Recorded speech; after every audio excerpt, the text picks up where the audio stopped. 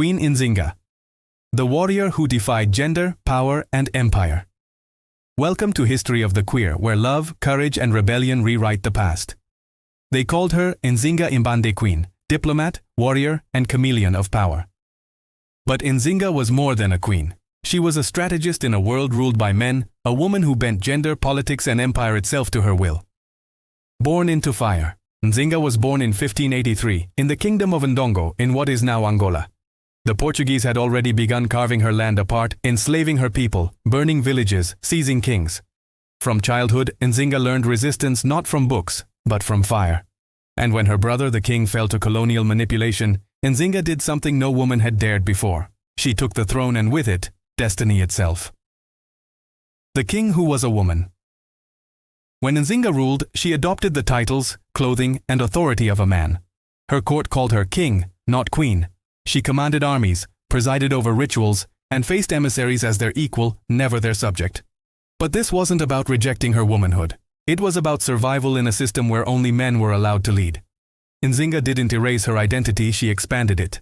She was mother and monarch, priestess and general. Gender was not her cage. It was her armor. Empire, faith, and survival. For over 30 years, Nzinga battled the Portuguese through war, espionage, and diplomacy. When she converted to Christianity, it wasn't submission, it was strategy. She wielded faith the way she wielded a spear, as a weapon of statecraft. She forged alliances with escaped slaves, armed her people, and turned Matamba into a sanctuary of freedom.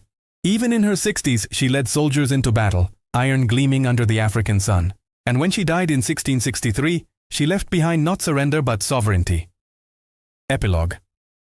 The many faces of Nzinga. European chroniclers called her cruel, unnatural, deceptive. But African oral traditions remember her as Ngola Nzinga, the protector of her people, the lioness who faced empire and refused to kneel. And here's what history confirms. Fact 1. Nzinga ruled Ndongo and Matamba for over 4 decades, defying Portuguese domination. Fact 2. Missionary Antonio Cavazzi, 1687, wrote of her masculine dress and bold diplomacy, though his accounts reflect colonial bias.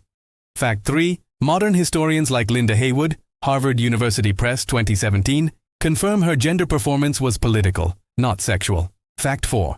Nzinga forged powerful alliances with escaped slaves and neighboring kingdoms, changing the course of Central African politics. Fact 5.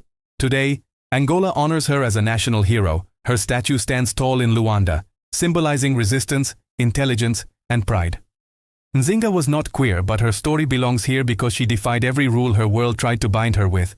She showed that gender could be a strategy, not a sentence, that leadership could wear any face, and that survival when done with courage is its own kind of rebellion. Because before colonial laws, before Christian shame, there was Nzinga the warrior who ruled as both king and queen, proving that power has no gender, only will.